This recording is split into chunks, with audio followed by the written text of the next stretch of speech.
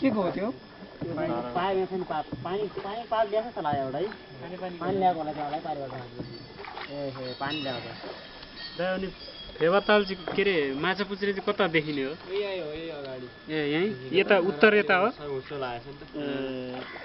यहीँ अगाडि होइन अहिले त आज त तर छेउ नै रहेछ यो मन्दिर यस्तो भन्नुपर्ने ऋषि डिस्क्राइब के ऋषि के डिस्क्राइब गर के छ हामी रारातालमा आइरहेको छ के अरे यो फेवाताल पोखराको फेवातालमा है सिकारी ताल विशेष महत्त्वका साथ हामीले भ्रमण गरिरहेका छौँ यो ताललाई हामीले जति देखे अनुसार जति सुने भन्दा पनि जस साँच्चै नै अनौठो रहेछ यो ताललाई हामी घुम्ने अवसर पायौँ र आइटीलाई प्रोफेसनल ढङ्गले अगाडि बढाउनलाई हामीले यसलाई पनि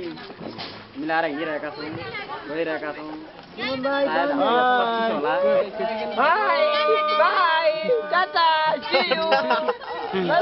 सायद होला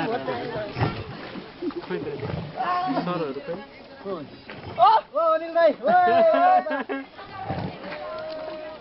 कहाँ छ अनि आउँदैछ